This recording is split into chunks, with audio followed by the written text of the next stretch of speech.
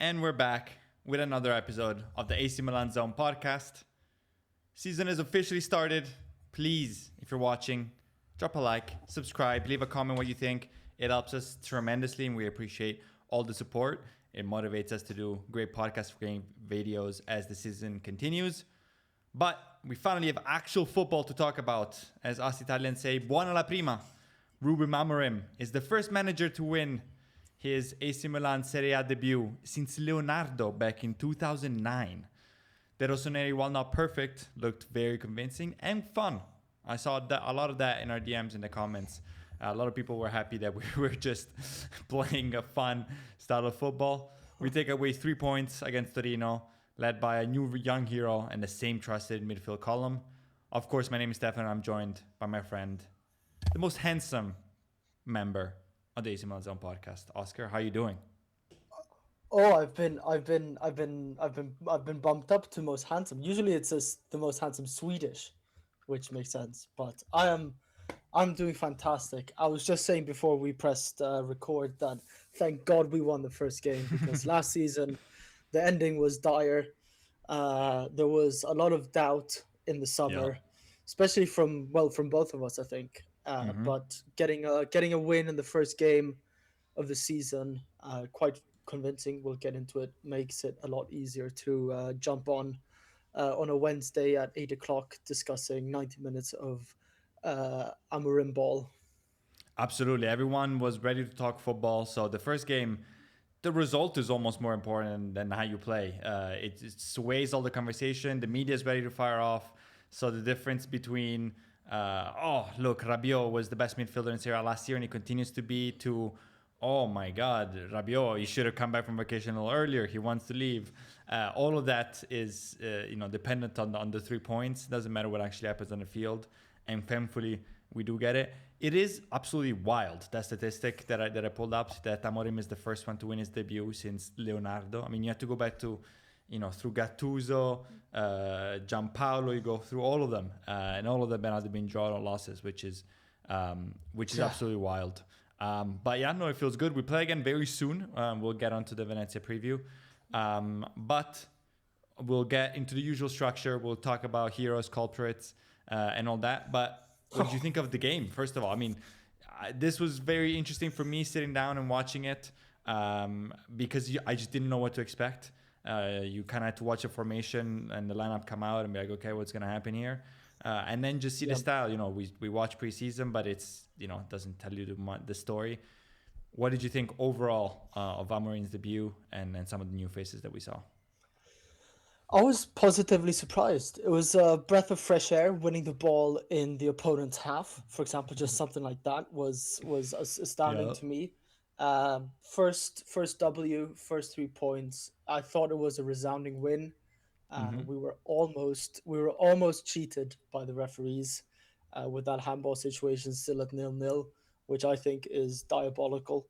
Like you, I think we were messaging each other this week saying like, the narrative would have been different had we lost or at least drawn if that penalty hadn't been given. But now because we won, it's Amorim from ex-Man United manager that isn't really covered all too much on in general Italian sports media. But I think it was plenty of positive performances. I thought that Absolutely. Rabiot, obviously, we'll get into it, clutched for us in the end.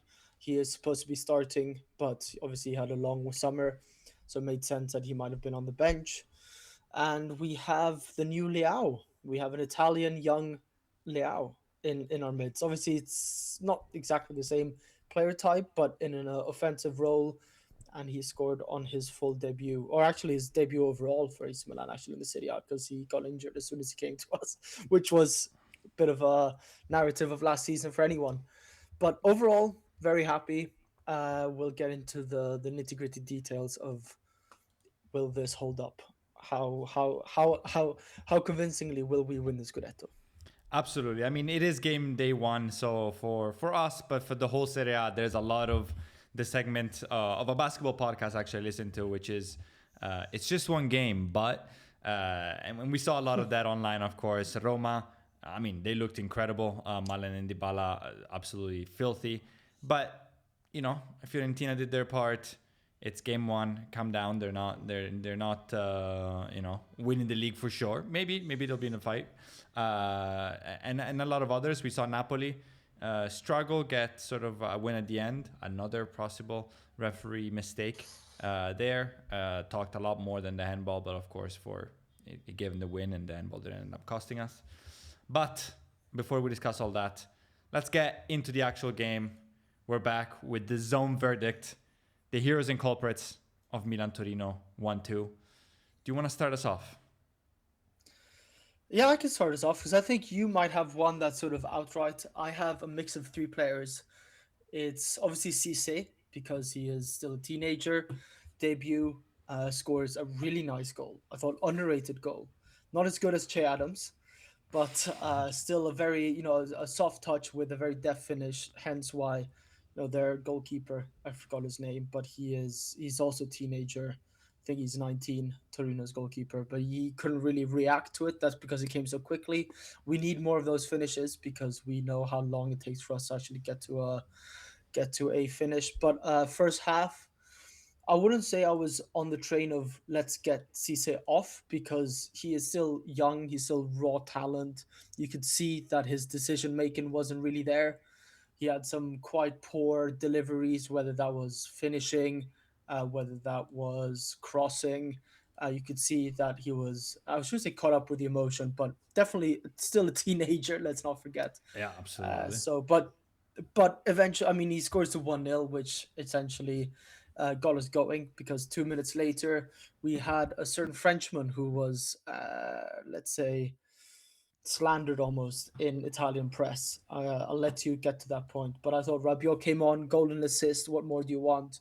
You could see how as soon as Ruben Loftus-Cheek came off, that he started being that proper attacking midfielder role, either making space for others or picking up the ball and turning quickly or just making the right pass at the right time immediately. Obviously, Cheshire came off at the same time as Modric coming on, but I thought that as soon as Ruben Loftus-Cheek came off, Rabiot came on and changed the game quite literally with a goal assist in 2 minutes.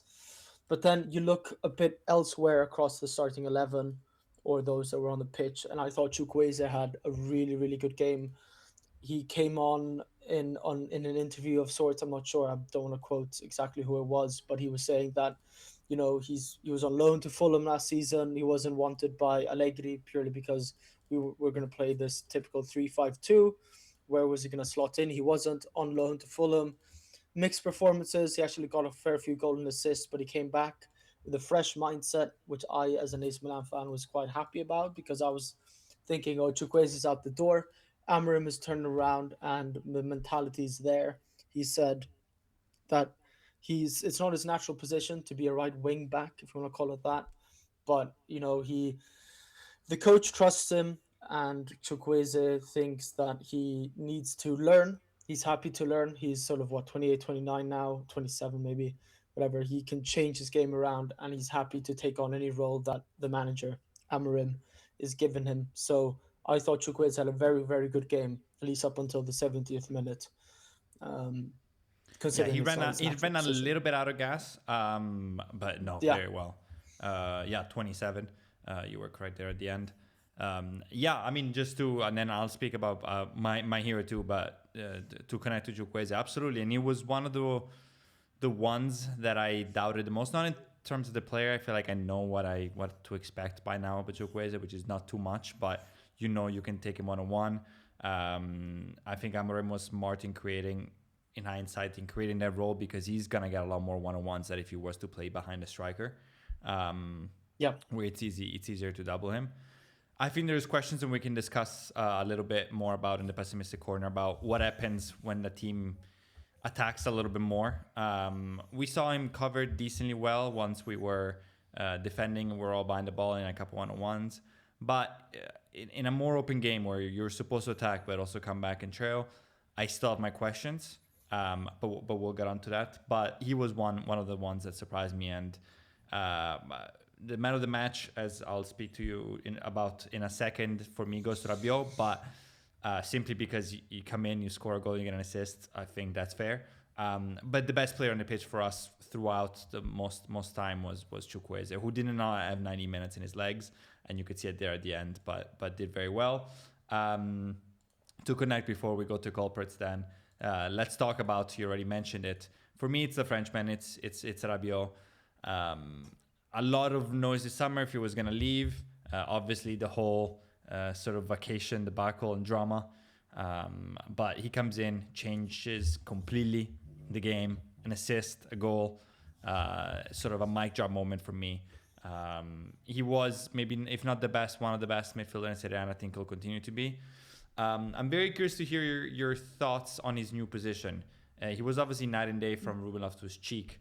But do you see him well in that behind the striker option when paired with a dribbler, whether that's Cisse now or Pulisic, or do you think he's gonna be long term put back next to Modric at the CDM role? That's a good question. I'm happy that he's probably able to play both. Yeah. Last season, obviously, he was paired up with Modric in that three-man midfield. But now Amorim will play sort of those two more withholding midfielders. I think he could do well with Modric, but I think he is best when he gets, like, he can drive the ball 30 meters by himself quite well. But I thought, looking at the cameo, I guess the 20 odd minutes that he came on, that he can turn on the ball quite well. He is very well in reading the game, knowing where he should be in the right time and when to release the ball. He's confident on the ball. He has a tidy finish. He can definitely crash the box from that attacking midfield position, just like we saw. He had pretty much an identical run to Gonzalo Ramos, Yeah. who probably could have slotted it away himself, but Rabiot was literally half a meter in front of him. Therefore, Rabiot gets the goal. So I'm happy to see him in that attacking midfield position, but I'm also very comfortable knowing that he linked up well with Modric last season. But that was in a three-man midfield, if you want to call it. But he's a versatile player. I'm happy to see him start over Ruben Loftus-Cheek, to be honest, and Yeah. bring some height. Bring some height. We know Amorim likes a slightly taller attacking midfielder, let's say, in that regard. And he's got a good touch, and he seems to be staying because there are some rumors of him early on in the transfer window, before even during the early parts of the group stages of the World Cup, that he might leave. But I'm quite happy to see him in this role, but starting rather than coming off the bench. Yeah, I hope that back comes sooner rather than later. Of course, very short summer for him. He was involved with France all the way through. Obviously, as they had that last third place game as well, and he started, if not all, most of those games. So long summer for him. I definitely hope that we can start, if not 90 minutes, at least already from Friday, start seeing him on the starting lineup. That new position is intriguing. I think you're right. I think in a formation that we have and the style that Amorim has, where we are hoping to see more crosses, especially once we deal with the Stupinian problem. We'll talk about that in a second. Gonzalo Ramos is going to be obviously the big target man and heavily guarded, but we rely on those sort of encursor. And when one of them is going to be smaller, whether it's Cisse or Pulisic, a big body like Rabiot could be huge. It does, I think, maybe change our mercato. Maybe you go less after Soulé. Maybe you look at another midfielder, unless you really trust Musa, and we'll get onto him too. But it is a very good, not alternative, but option to not see as much as Ruben Loftus-Cheek. So maybe I'll go straight into the culprit for this one. For me, it's him again, and look, he's done it again. He has somehow managed to influence another manager to convince him that he should play heavy minutes, and then he's going to score 10 goals. And look, maybe we'll get the Pioli version of him, which wasn't great, by the way. A lot of tap-ins. Good numbers, but a lot of those were sort very of up and tap-ins. down. Yeah. And he started off well. He had that cross that almost was a goal, like 90 seconds into the game. And then it all went downhill very, very quick. Yeah. He just disappears. I just can't stand it. It looks like we play with one man less. It's so frustrating. He does we mentioned it in the post game reaction. those sort of shoulder to shoulder bumps, um, where he falls always to the ground, even though he's twice as big Yeah. as anyone he's bumping shoulders with. I don't want to see a lot of him. I honestly, like, if this game is in his level, if he can't impose himself against Torino, and of course it's the first game of the season, new system, all this, but you saw what Rabiot does right away. You saw what other players have tried to do in this game to very different degrees of success. If you can do it here, that's it. Yeah. For me, Ruben Loftus-Cheek should play. I was gonna say maybe off the bench, but again, if you can't do it against Torino is one of those teams that are probably not gonna go down, but are gonna be in that relegation fight. Then who? But would you be happy to keep him just because we're gonna have midweek games again with the Europa League? Is he worth having on the bench even, or starting? Because like you say, this is the start of the season, the first official competitive game, and this is what we get. He's had a rested summer. He had the highs of last season of being selected for the England squad, and then obviously being dropped because he just isn't good enough. So then you think, you know what? He is still relatively young, mid-20s. He might be able to come back into the England squad, or at least try for it, or try because he's as soon as he's about to run out of contract. He needs to perform this season because it's been dire the last two, let's say. And I buy it. This is his fifth manager at AC Milan. I don't think that's what he sort of planned when he came to Milan. He thought the rebirth of Ruben Loftus-Cheek on the cheap. I'm sure he spoke to Tomori, who's obviously they grew up together at Cobham Academy and also Chelsea, thinking, you know what, it's a nice place. Serie A is a bit slower paced. This is where you might be able to show your physical dominance or your ability to carry the ball, because in the Premier League everything just gets pinged around. But no, it's just lackluster. Ruben Loftus-Cheek is purely average. Now, we love average sometimes, but when it comes to football, when it comes to pace, when it comes to physicality, when it comes to anything he does is literally bang average, if not bad. He needs to either, as a footballer, you can't be everyone at once. You need to pick something that you're fantastic at. I don't go out and bake pies. I'm bang average at baking pies, so I don't like that as a passion. I'm a fantastic podcaster. I do that instead. But that's what I do. You choose a niche, and especially when it comes to him, where he does have the ability. He's got an okay touch. Let's work on that. Or he can, because the managers have conversations with players and be like, look, not what are you good at. I'm going to slot you in at that position, but you need to choose what he's good at. Focus on 2-3 areas of the game and focus purely on that, and then you'll become good. Physicality, crashing the box, tracking back. Just pick something. Pick anything. Just pick something. Yeah, and you're right, because you look at a players like Cisse. Is he the most raffinato? Does he have a foot and a touch that speaks to you? No, not always. But you knew you could use his physicality. You knew that when penalties came around, that he was, for the most part, pretty cold-blooded, and he would get in there. He would crash the box very well when with the ball. Without the ball, he could defend well. You knew it was 90th minute, and it was a 1-goal difference that he would get the ball and he would defend it against the corner flag. And this is what I expect. Again, you're right. I don't need to see it, but then you either need to be releasing his passes one touch, or you need to use your physicality when driving the ball and be a bulldoze. I don't care if you get 4 fouls, because half the times you bulldoze players, you do it outside of the realm of the rules. But then just do it. You can't just be falling over. To me, look, I'm happy to have him in the sense that we do need bodies. You're right, but is he doing? He's doing less than Fofana would, and Fofana is the name. Obviously now it's the meme and what I get, but. Even like a Warren Bondo, like I'd rather have Bondo who's 5 years younger, maybe probably a worse footballer than Ruben Loftus-Cheek, but at least can probably pick one of those, 1 or 2 things that you were talking about and do them consistently. I'm so tired of this man, and we're not a good enough of a football club to have a man sort of doing nothing and hope for a title. It's game week 1. and we're It's game already week one, ranting. and we're already I love ranting it. way too much. But But just like you say, just focus on an area, and very few midfielders in that stature have been able to be that good. The closest thing that comes to mind is Frank Lampard, also because they grew up in Chelsea, like well, West Ham Academy. But anyways, Chelsea, number 8. You don't, yeah, you're not him, pal. You're not him. no, You're not not Frank Lampard. You're not not 188 Premier League goals type fella. not quite, not there yet. Yeah, That was my yeah, pick. Obviously, yours a little bit too. Anyone else though, yeah. corporate wise, that didn't impress you?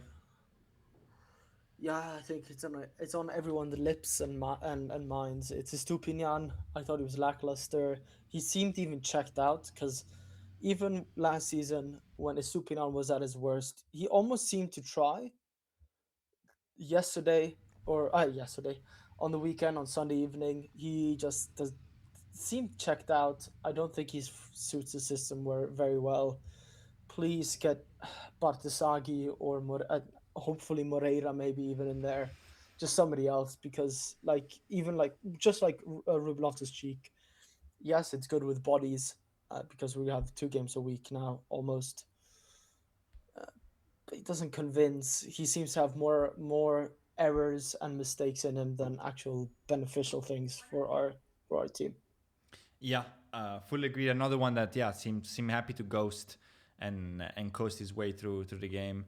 Again, Torino attacked very little, and yet it felt like the 4 time before we scored a double. Then later on, obviously we dropped back, and then we can talk about those last 30 minutes later, but or 15.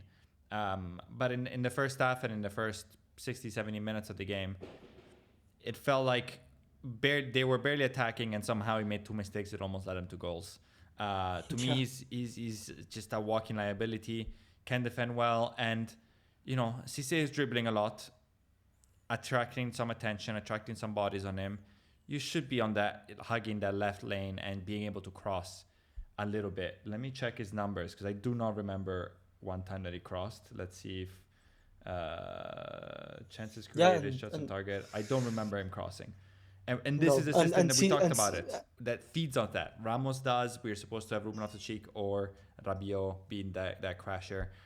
If you're not even yeah. providing crosses, then what are we doing?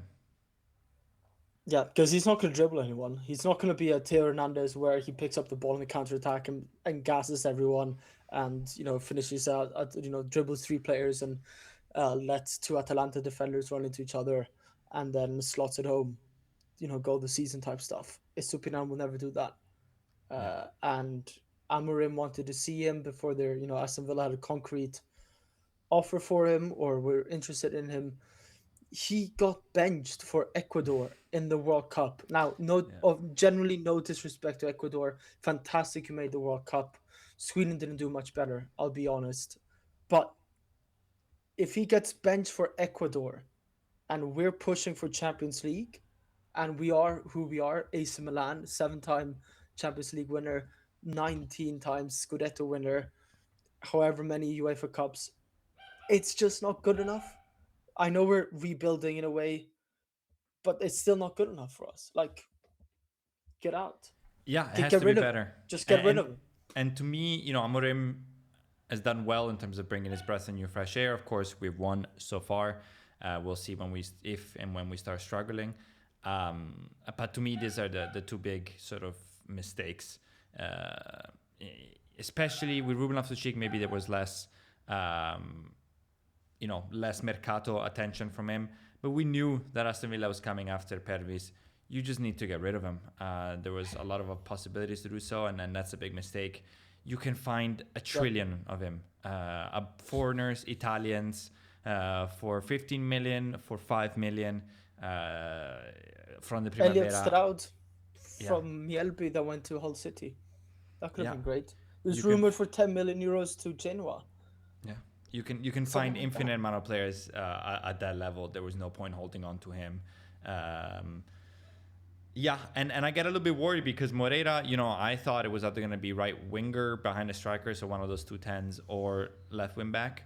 But in his presentation video, he said he's a right winger. And then the words that Amorim said was that he plays on the right. And then he talked about maybe being in competition with Chukwueze and how that's good. So if he sees him as a wing back, he sees him on that side, which I can understand. Not a great defender, but a more experienced defender and bigger body than Chukwueze is. But does that mean that Pervis is actually our option one? I do hope Salemakers takes over that spot. He looked well on the other side. Maybe Amorim sees him as a number 10. We have a squad with so many players that can play different positions that it's good, but also hard to predict. About Salamakers, I do hope he falls out into the wing back positions because we've seen it before. Look, Salamakers, it can be very good at getting him into good positions, but just like Cisse was against Torino, his execution still isn't there. He fumbled a chance, I can't remember what minute, where he could have just laid it off to Modric because it's almost like he gets a nosebleed how far up the pitch he is, and he kind of panics. It sets in, and then he kind of looks down and doesn't understand where to play the ball in the right. That's what Rabiot does so well, and it's experience. Mm-hmm. It's about releasing the ball when you have to, keeping it when you have to, making dummy runs. Salamakers can do one or two players and then get to the crunch time, get to the execution part, whether it's a shot on goal or a pass or a dummy or whatever, and that's where he lacks. But yeah, Moreira, I'm very happy he got out of that shitty multi-club ownership with Chelsea and Strasbourg. I'm not sure if you saw, I can't remember his name. Chelsea have sold a league. He was on loan to League One for 5, and then he scored 12 goals, league goals for a League One team, and he was sold for £5 million to Strasbourg. Which that should never been allowed. It continues to not be. I know we are also multi-club ownership technically with Toulouse, but Cardinal has now decided to just focus on one of them because he was focusing on none of them. But that kind of scumbaggery. Scumbaggery, is that a word? Scumdouchery. It comes scumdouchery. Disgusting behavior. But yes, we can move on from Culprit if you'd like. Yes, I think we've banged on. It was a positive performance, by the way, guys. To those who are listening, we got 3 points. Good. It was convincing. That's a good point, actually. We'll bring back a little bit more positivity. You spoke about Alfredo Cisse. I haven't, and I should. 19 years old. How exciting. Comes from a very humble family. None of them, his father or his mother, were at the stadium because Dad worked the next day. His father works in like a factory. So on Monday, he woke up at 4 a.m. and went to work at a factory, which I'm not sure can be said about many parents of any player that play for AC Milan. So I wish him all the best. Italian, first time in opening day that both Inter and Milan had an Italian score. Obviously, it was Pio Esposito for them, Alfredo Cisse for us, since 2002. And those were Inzaghi for us and Vieri for them. Some big names and big shoes to fill, of course. But it's good to see a little bit of a Italian renaissance. Me as an Italian, you as a honorary Italian. And you're right to point out, that finish is tough. If you see the reverse angle sort of from the side of the goal behind the goal, puts the ball down with a touch, and then he has to anticipate the shot and shoot it before because he's about to get closed off. I don't know how he gets that time to still bend it. It's not a top bins finesse because he has to shoot early, but it beats the defender and the goalkeeper because he takes it early. It catches them out because had he taken an extra second or an extra bounce, that wouldn't have got in because it's not well placed. It's just quick finish, which I appreciate. Yeah. And he looked alive. He looked courageous in terms of finding his spots, looking for a dribble, without being too dumb. There's some of those dribblers that take the ball. Oh, okay, it's time for me to dribble and dribble all the time. It seemed like he was good at picking his spots. He's gonna make mistakes. He's gonna sometimes make the wrong judgment call on those. He's 19. He's played one Serie A game. But how exciting is it to have him and to have some youth back in our squad? Obviously, before the game, Amorim already said, "I love Cisse." Cisse. Probably that continues. Do you expect him to, in the near future, probably start again? But come the big games, maybe either start or at least pretend to be the first name off the bench. I'm looking at Juve game match day 3, for example. or even when everyone is healthy and sort of said and done, for him to be a bigger part of his season than we originally thought. He looked like he was going off on loan to Torino, accidentally enough. Do you think that this, last few weeks and of course this big goal changes things for him? I think AC Milan should adopt that. If you play well last game, properly well, you should start. Especially in those attacking midfield slash striker positions, forward positions, because I think we relied so much last season on Pulisic and Leao up top delivering. Now, I'm not saying we had a lot better on the bench, but it's no disrespect to Torino, and I might be eating my words here. Come Friday evening, Torino was a relatively, I shouldn't say easy game, but it's mid-table, right? Mid-table team that we're playing against. Then we have Venezia, who we'll talk about, that lost against Lecce, who scored 2 goals. I thought Lecce was going to score 0.2 goals a game this season. It's a perfect time to actually let him play when it's a Sunday to Friday game. Get the minutes up, get those, being able to in these longer weeks where we have time to practice. Whereas players like Rabiot, where we'll see about Leao in the next week, will he leave? Will he not leave? Pulisic still needs to come back into full match fitness. Ruben Loftus-Cheek can be on the bench. Will Salamaker's shift to a wing back position. This is the perfect time to play Cisse again, and sub him out in the 65th, 70th minute. That's fine. He's young. He's 19. I don't think he was himself was expecting to start the first game of the season for AC Milan. Like you say, he was about to go to Torino on loan. So play him again, I think. Take out Ruben Loftus-Cheek because I think it's time to look at who of the two positions was better, and Cisse was better by quite a Yeah. lot. Yeah. No, absolutely. I'm excited to see more of him. And as you said, we have a lot of games, but also we will have a lot of games that perhaps lend to his level.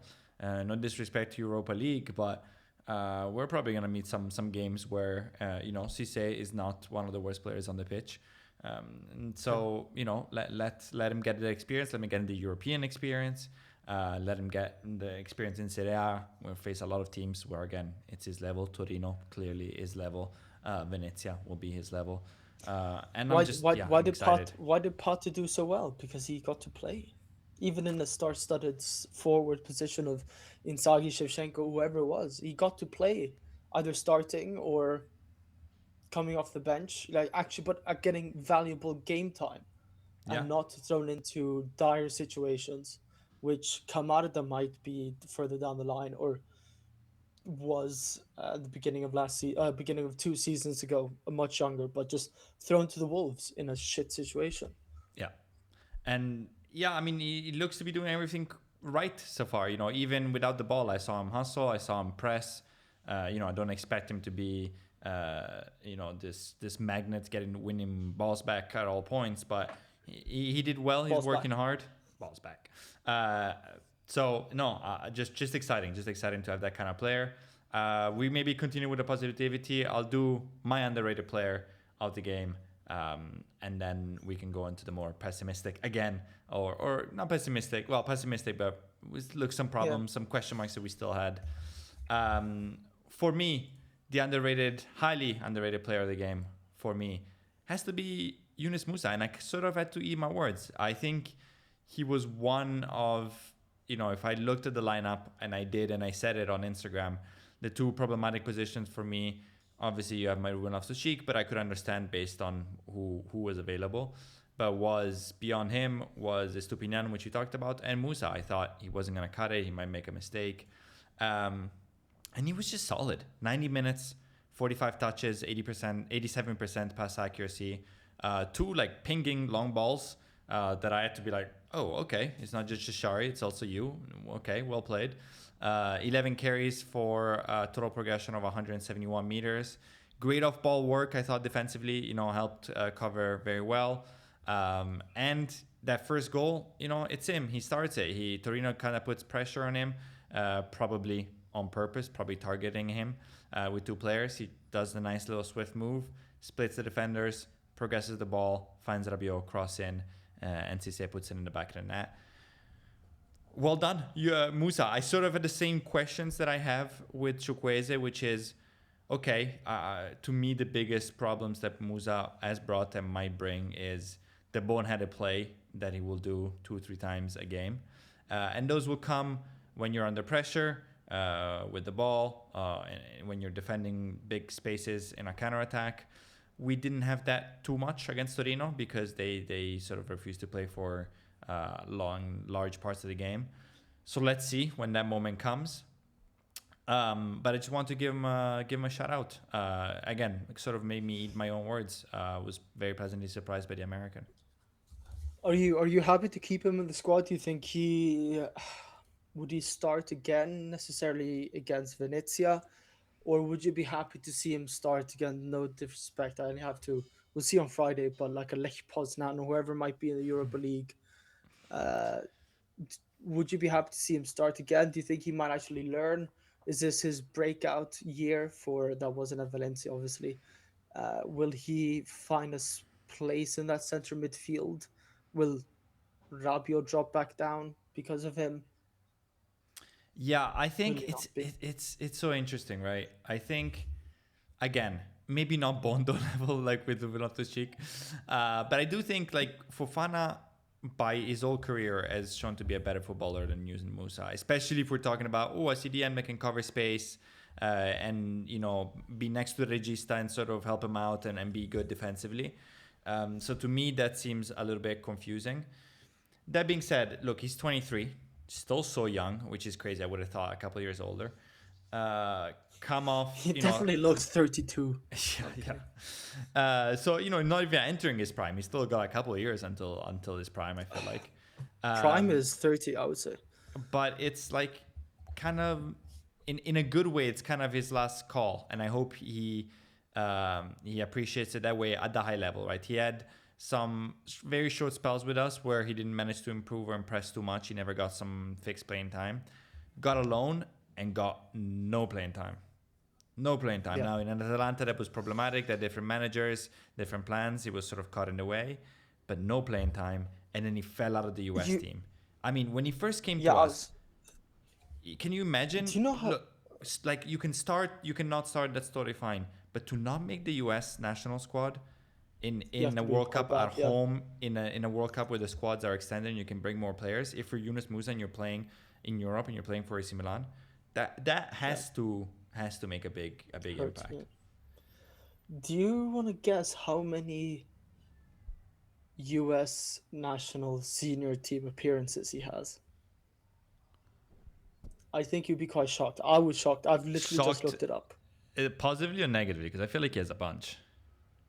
He has a bunch, but he, like you say, in my mind, he's 26, but he is only 23. Yeah, fair. But he has quite a lot of appearances for the U.S.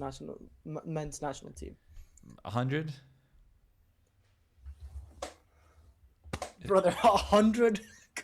Yes, I mean, we can't do friendlies. 47 is a lot. Okay. Look, I'm bad with this. I always forget. Okay. I also don't know how much they play. But 3 million? I feel like I killed your stat now.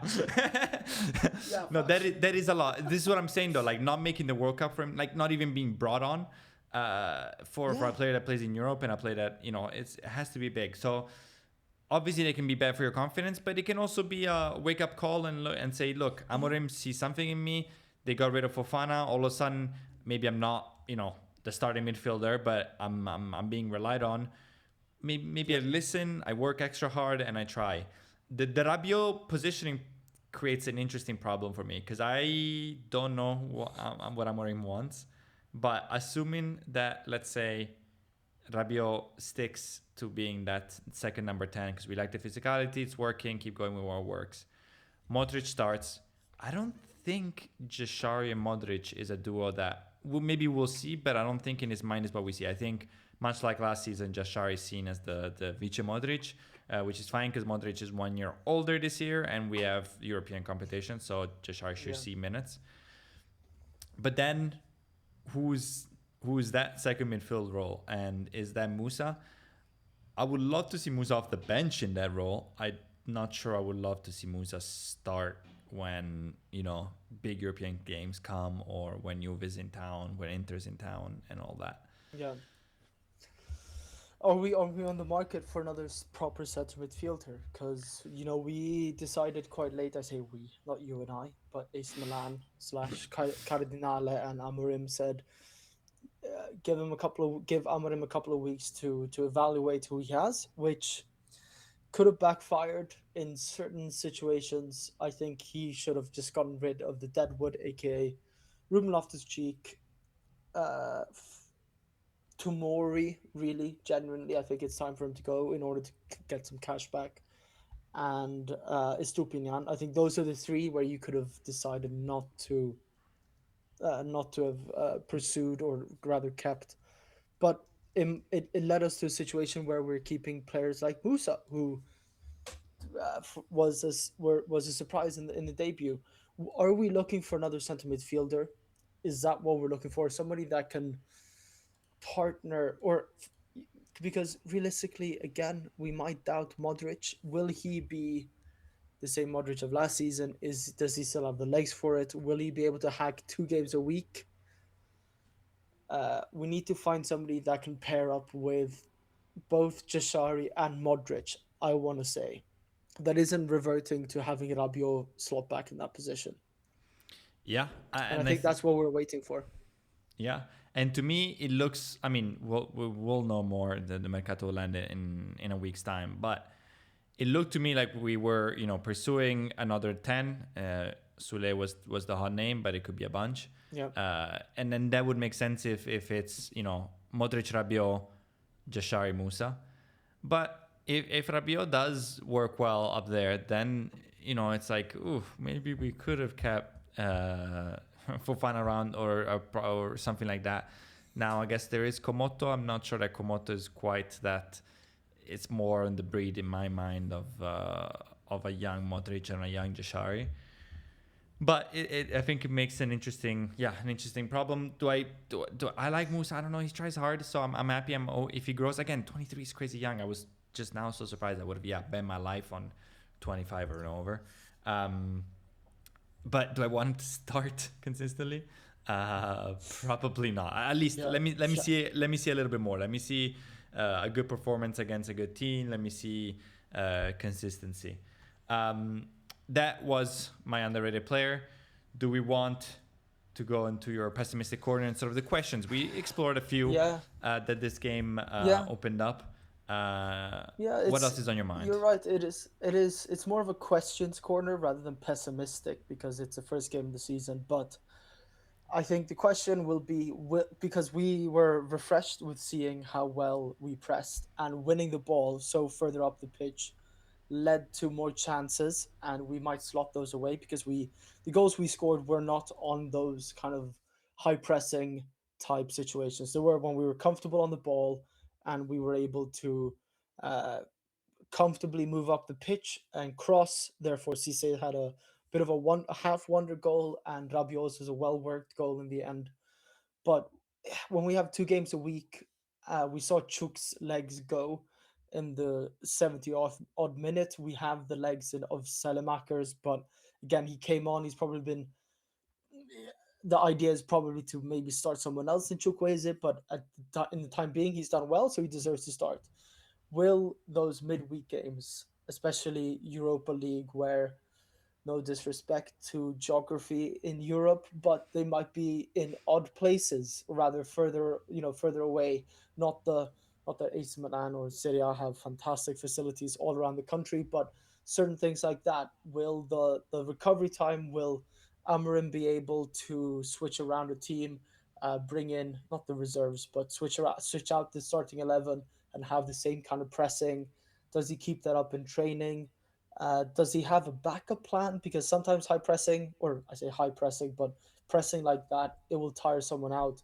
And good managers will be able to read his game, which I think happened a lot in the Premier League. Yeah. Even though he did keep Man United up quite high up the table, but it was slipping teams like Grimsby. Does he have a backup plan? What is his plan B? because good managers have a plan A, B, C, D, E, F. Yeah, yeah, Now, and limiting my literacy, but yeah, will it work? Will it work over 50, 55 odd games this season yeah, and in especially total? in Serie A, where even some managers, the ones that play less exciting football, play very tactical football. That even the more defensive football is geared to, playing to your weaknesses and making sure you don't play. Um, yeah, I'm worried about that. I'm worried, as I said, I'm very excited that Musa looked great. I'm very excited how good Chukwueze looked, but this is the perfect game for them. Not a lot to defend. Chukwueze got all his one-on-ones. Musa had to be tidy in very limited amounts. Not decision making wasn't. He didn't have too many decisions to make, if we're honest. So I'm curious to see what happens. A little bit worried, yeah, because do we play like match day 3? Is Chukwueze starting? Probably, but I'm a little bit worried. I mean, Yildiz will be on that side. He won't be. He picked up that injury, but Alija Begovic will be there. Cambiaso will be there. Someone will be there that's a threat at some point. Um, They and will and be there. exactly, and that's worrying. Same thing with Musa. The fact that when actually we scored and Torino started attacking, we saw Swedish prospect in Jai come in and actually look incredible. Sort of Kukila, who had cramps and was substituted. That makes me feel a little bit better because he had put Salemakers on for Cisse. So Salemakers was high on that 10 role. As soon as we started getting cooked on that side, make the quick switch, put Salemakers on that side, help him out, rebalance everything a little bit. So that makes me think, okay, someone who has, as you said, a plan B or some bullets in the chamber. So hopefully that's the case. Sometimes, depending on the role, a squad can be limited in terms of those those plan B and C. Yeah. And we'll see about that. But I had the exact same thoughts as you as we were going through that game. If I'm being honest. But no, but no alarm bells yet. Like you said, I think time will tell. I Yeah, think Amorim. I think this might have been his. I think I shouldn't say he chose AC Milan. That's not the right word. He didn't have a lot to choose from, I assume. But so far, I'm convinced. Only time will tell. For example, managers like Fonseca or even Conceição, you can look back through the tapes of our podcast. I don't think either of us were as excited slash convinced, let's say convinced, about the playing style and the right fit. I think I like that Amorim has come in and had his very clear idea of playing, how he wants to play, which I think is make or break for a manager. He might die on the hill, yeah, but it's fresh for Serie A in general. I think it's fresh considering maybe we are being a bit too, looking back in a rear view mirror and looking at how towards the end how terrible it was with Allegri, losing five games out of the last nine league games, and the way we did, and he just refused to budge. yeah, Old dinosaur mentality. Go back through the tapes. I was convinced up until Christmas, at least, it worked, but the plan B and C will tell. And I think Amorim, being as young as he is, for managers, I think it'll work out. Let's pray. Let's not. I'm the biggest jinxer on any podcast in the world, I think, or at least any WhatsApp group chat. Knock on wood. I'm I'm excited. I'm excited though. I So know, it's not which is pessimistic. It's more having questions rather than putting him in a grave right now. the questionable corner. This is a new segment we're going from next week. Yeah. Hopefully we go don't, actually because last beyond season it was a football. lot of pessimism. To after February, it was a lot of pessimism, Hey, it's our which is brand. very It's what much we're known like me, for. as you know me quite well, very well, in fact. Uh, Yeah, we'll see. We'll see. yeah, We'll see. we'll see. But no, I agree. And look, maybe there is also something to say about most of the teams that we're gonna face in Serie A are gonna be the Torino, both in level and in the way they would play. And look Yeah. at Inter last year. Not that we're going after the Scudetto, but they won the Scudetto easily and pretty much shed the bed in all the big games, but just absolutely steamroll the small and medium teams. We're not even going after the Scudetto. We're just trying to be top four. All it takes is maybe a couple draws here and there against the big teams, and then you can take care of the Torinos even when stuff doesn't go your way, and you can go. I don't know, too early for that. But you can go top four. So maybe there's something to that. I think we can go quickly through some questions that we had from our audience very quickly, and then talk about Venezia. One of them we touched briefly on. I'll put up the screenshot. Was it a penalty? Yes, of course it was a penalty, very clearly. I'm glad it didn't end up costing, but this was, I mean, I don't care what the rules, close, not. You're in the box. It's not a flipper play. Yeah. He's defending his arm out. This is and obvious. It's obvious live. It's and obvious on VAR. and if you watch it live, he does stick it out there on purpose. I'm being genuinely serious here.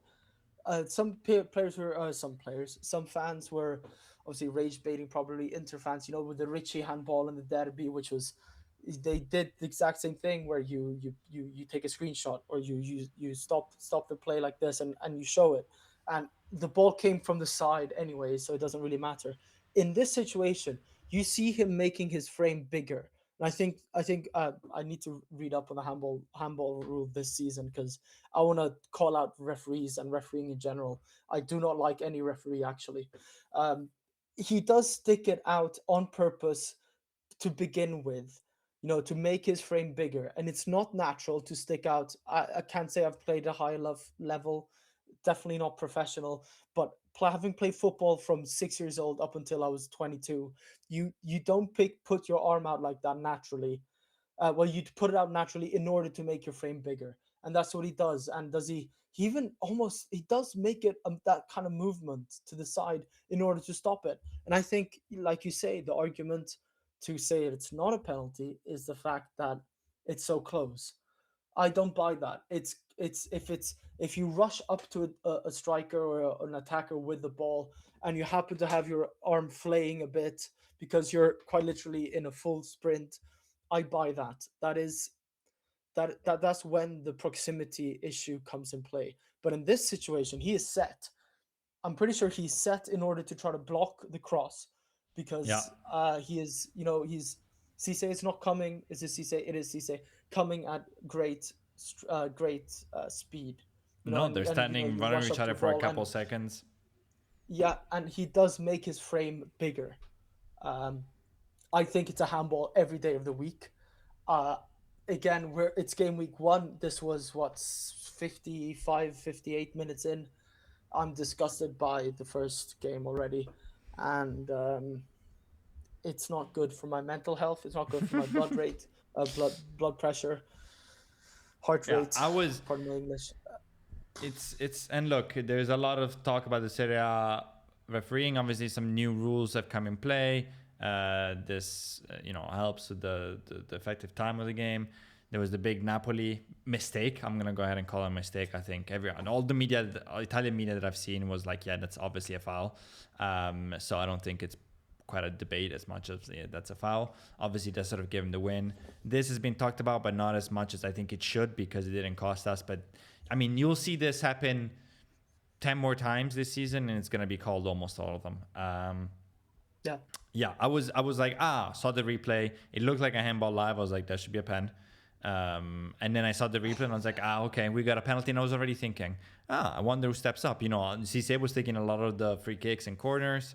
Does Ramos step up? I was going through that mental math already, and worrying about our record of penalty takers and conversion rates is always terrible. And I was generally shocked. Yeah, this is clear day penalty. yeah, I vile. hope there's more I generally find consistency. it vile. Ooh, In okay. in Swedish, you say something. It's called tjänstefel, which means, uh, I guess, employment mistake, which is quite dear. Like, you've made a mistake in your general day-to-day job, and tjänstefel means quite literally that you almost should get fired for it. I I'm love that. sorry, It's such even a with Nordic saying. VAR. Yeah, I Tjänst, mean, tjänst means, I guess, employment. yeah, I just Fel imagine like a means bunch of mistake like or Swedish wrong. men like, this is job. I don't know why I go Italian. This is the only accent I can do. Like, this is I was gonna this say, is your whoa, let's watch the xenophobia on this this podcast. is your Eh? job. You didn't do your job well. You should get fired. That seems very Yeah, Nordic to me. and I know in the heat of moments, but you look back at the mistakes referees made last season, the Kalulu Bastoni, something as obvious as that, and you think you can't make. It's 58 minutes into the new season for this referee. I can't remember his name. I think it's No, we won. it's truly I should say awful. we And the won. VAR is just as We won bad. this game, but It's worse. yeah, VAR is just as bad. Video ass review. Let's hope for better. I'm glad it is impact. The next topic we got some questions about was first this, and then we'll connect this to the Mercato. Fofana Jimenez put this up. This is sort of the ousted Milan players in Nkunku, Santi I think that's Jimenez, fair though. Tomori, and It's- Fofana taking a picture. They're it's not- training I think by it's- themselves. This kind of stuff is natural nowadays with players and social media being pushed. We saw as how bad it was at Chelsea. I think it was last season when was it Raheem Sterling was ousted out of the team and he had to train. Sorry to interrupt you, but this means we're gonna win against Venezia. My camera won't focus. I just see you. A Rossonero Ladybug has entered the stream, ladies and gentlemen. We're winning the Scudetto. You heard it here first. That's it. We're winning. Okay, sorry. Back to football. We're gonna win the league. I was like, I cannot bring that up. Sorry. Yeah, you were saying you think it's fair? Yeah. I mean, posting a picture like this, it's kind of harmless because I don't think there was a caption to it. Sterling put up, videos of him entering Cobham Training Centre at Chelsea last season, beginning of last season, where he was essentially ousted. I think was it last season? It was last season, with a couple of other players. Was it Chaluba? Might have been someone Como else. legend. Playing off. Yeah, Como legend. Playing or getting to train like after hours. It was dark in August, which I don't know. It's usually around. Guess this time. Think that's bad. At least they're playing in sunlight. They look happy. If there was no caption, it's fair that they're not going to be part of the training session because you don't want to get them injured, considering certain someone's injury prone history. Santi, even Nkunku to a certain extent. Yeah, even Nkunku. I was gonna say. But they look happy. Some players or some fans were saying how disrespectful it was to someone like Tomori, but at the end of the day, it is a business. At least they get to train. They're still, at least I'm happy they're wearing AC Milan stuff, because if you're going to be a real, let's tidy up my English vocabulary. If you're going to be really troublesome, you might refuse to wear AC Milan stuff. They're training at Milanello. At least there's, at least 4 senior players in the squad or in that training session. They won't be just, play some football, have a ball, play around.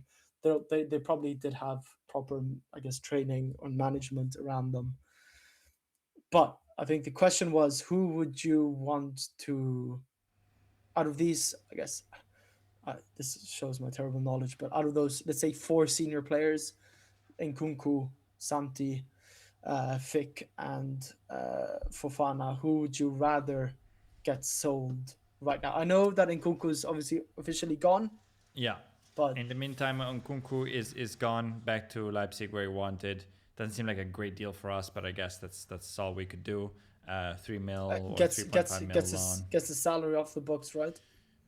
Yes, all of it, or at least half. I don't know. There were different reports on that. Which is huge, and yeah, I mean, all we could do. Santi actually slowed down. It's interesting. Porto seemed to be almost done, and then the reports from today is actually that they sort of the deal lost steam, or Porto lost interest. What do we do if Santi doesn't go? I guess we keep him. We're pretty light on the striker position. I do not want Camarda to lose minutes because Santi's there. I don't want Camarda to rot on the bench. Tomori, look, this post made me feel a little bit bad. Tomori and Fofana are probably the ones that we could use the most in terms of having bodies in those positions. We talked about the Musa situation, and we don't have defenders. I mean, when Kila started limping and got subbed, that was like, we're screwed. Yeah, We get had an update ASAP. Gabbia to bring off the bench, and then after that it's the young Diawara, which we got Diawara. this year, Yeah. and that's it. That's it. We need another name badly. Even if Tomori were to stay, especially if he goes, we'll see what the window does. And then of course there's the question about Rafael and what happens. It seems in the last few hours that Galatasaray is getting a lot closer. They offered him 12 million in salary, which is a lot for him, and it looks I would like go. they're it's kind of hard. And it looks like they're going up. I've seen some report about 45. I've seen some reports about 44 plus 4 bonus, but getting closer to that magic number, which was 50, which is what we said we would do. And I'm guessing that money would unlock the defender and probably either the second 10 or the midfielder, like we were talking about. But all of them can go. All of them should go. It's time. And to go to back to, sorry to drag this out, but Tomori, I think it's one of those, kudos to him. He was fantastic in our Scudetto season. The season after that, he was okay. Stuff, you'd think he was relatively young when he came to Milan. Didn't get all that much playing time consistently, I think, for Chelsea before he came. It was a breath of fresh air for him, I think. Uh, I like how he tried to integrate and not use Milan as a stepping stone. He properly bought into Yeah. Pioli's Milan, to Milan overall. He started learning Italian straight away, and this isn't a diss to English people in general, but sometimes you think that English speakers will come to a team outside of England, or at least a Premier League, where was regarded as a pretty good talent overall, and just try not to learn the language, try not to integrate properly. I think he did a great job at that. But stuff like his second, was it 2 yellows against Sassuolo, he hadn't tidied that out of his game. His memeable throwing out the hands type thing every Yeah. single situation, stuff like that will bring any Milan fan or any manager at AC Milan to their knees and be like, stop, just stop. And eventually he's not going to get younger like anyone. He is supposed to enter his prime. I hope he finds a place where he can play consistently, whether that's game minutes wise or quality wise. Nothing personal against him. I think he stood out with a lot of hate, not unwarranted. Well, unwarranted hate, but the doubt has been there the last 2 seasons before this one, right? Yeah, absolutely. And for me, yeah, that red card was so at the end. It's I can't say it single handedly got us out of Champions League. There was a lot of factors: our True. ownership, the True. inner fighting, the manager, the striker problems. But that was for me unforgivable. For He me, that always was he sort of the always end of this Rossoneri adventure. he always gave his 100%, I would say. Yeah, That I that's can what I remember appreciate, in terms of, especially about Tomori and Fofana. I think they're different. Um, they fought for the club, they fought for the fans. Nkunku and Santi not as bad as Nkunku. Nkunku could not care less about any yeah, of this. Good riddance. just his balloons. Yeah, good riddance. Shall we then? We've been going for just over an hour. Talk about the match on screen. Venezia. There's a quick turnaround from Sunday night to Friday night for our Serie A games, of course. What are your expectations? Maybe I give a bit of the Venezia feedback or Venezia information, but what are your expectations both on the starting lineup and obviously we'll get to predictions. Venezia, as you did mention, did lose to Lecce 2-0 on opening day, which is pretty rough. Lecce was definitely one of the teams that was sort of scouted to go down. It was a pretty open game. I don't think it will be as open against us, but they did lose. What do you make of this game? What do you think is going to start? What do you think? Yeah. I think you mentioned it earlier with the contrast between Amorim and Allegri, and sort of Inter as well last season, whereby Inter bottled big games, but won convincingly week in, week out against worse opposition, or let's say even worse opposition. I think this should be quite similar to the Torino game in terms of how we play. I think players have bought in already, almost everyone, on how they should play. I'm con- I'm generally expecting a convincing win. We'll get into our score predictions in a bit, but I think we'll see a lot like we saw against Torino, but with a worse defense, and hopefully our legs don't go after the 70th. We'll see a slight change in the starting 11. I'm sure that Rabiot will start over someone like Ruben Loftus-Cheek. I'm hoping Cisse starts again because let's keep on the positive wave for him. Ramos, I thought had an okay game for his first start, competitive start for I assume for fucking ages, in terms of when he played for PSG. Maybe we see Modric from the start as well, but overall similar game style to Torino, but will hopefully be a bit more effective at least in the first half. Yeah, I think you're bang on. I do expect to see Rabiot definitely start, maybe not get any minutes, and probably Modric. I'm curious to see if it's still Musa. As we said, I think it'll be super interesting. The rest, I think, will be pretty untouched. I think Cisse, you know, we'll see what happens with Leao. He's technically back in training, Bartasaki? but I think he'll be sold.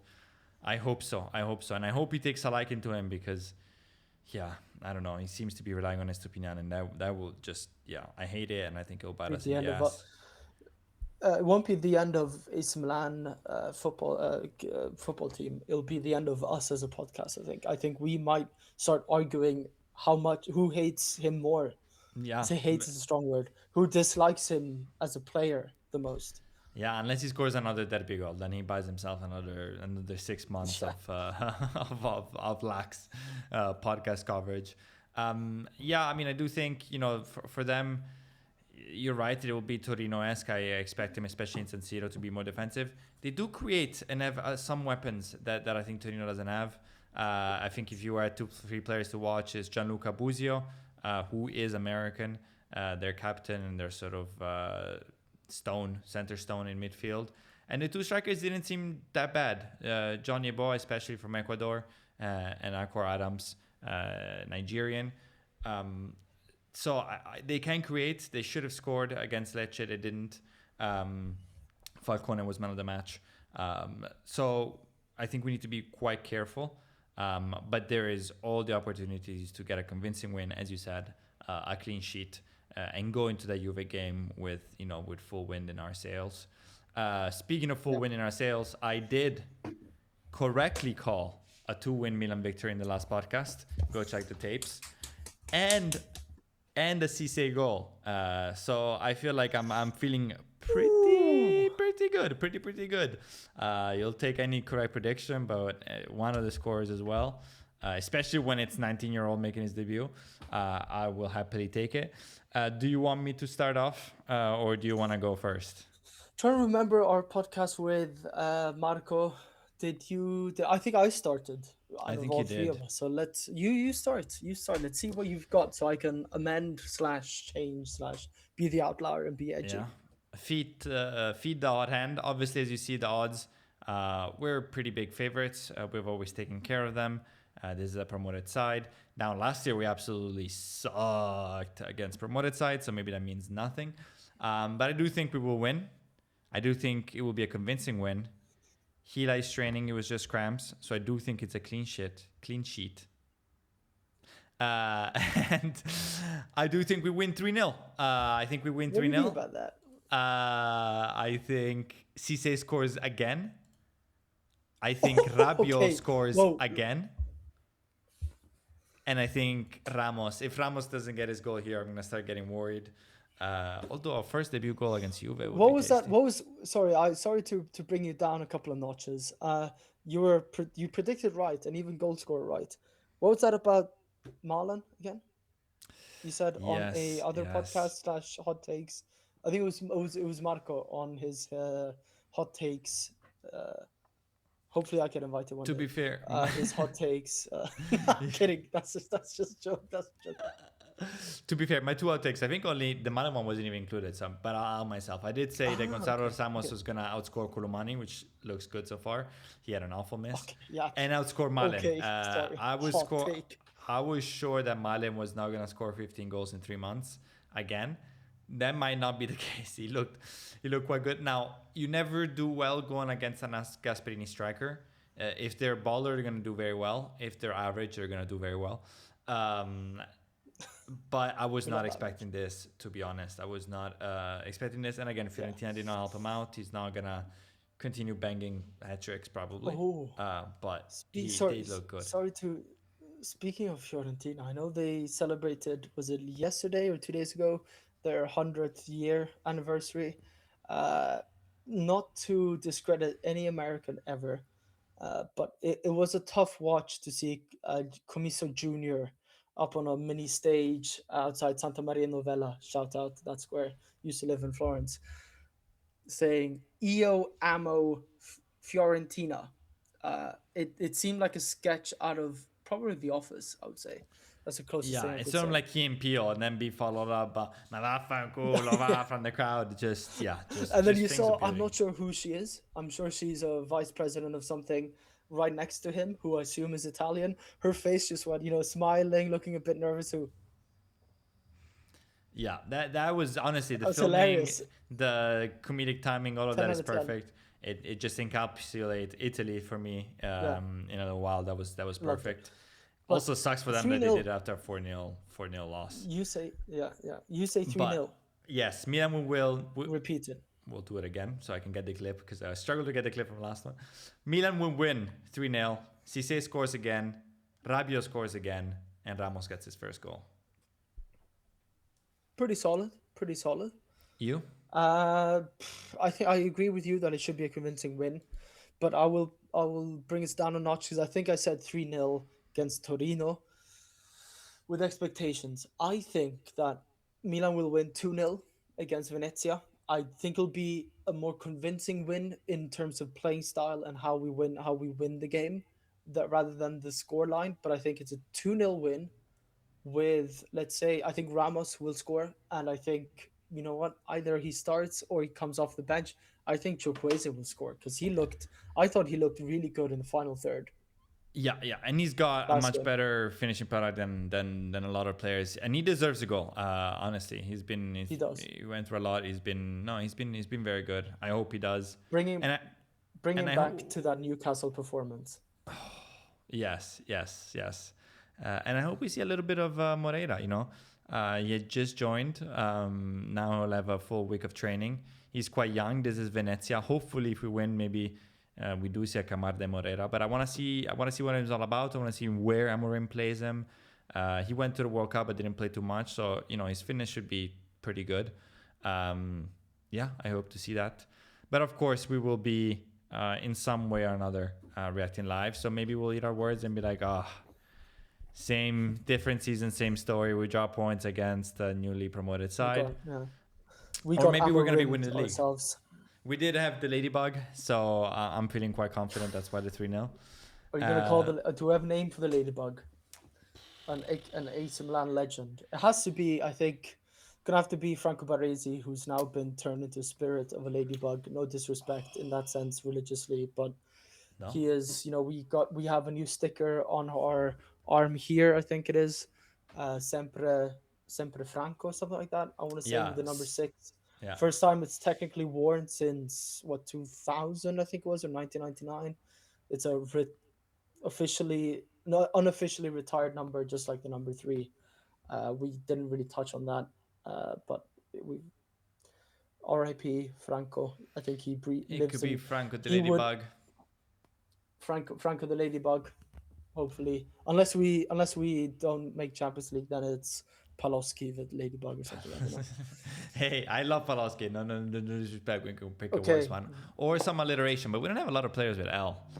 Or club legends. because we only get W's. Hey! That's good end. We leave it at that. If you're still watching, thank you so much for making it this far. And now we're in 40 minutes into this podcast. Drop a comment, like, subscribe. So much more content to come out of this channel and the boys. Thank you so much for watching. And as always, Forza Milan. Forza Milan.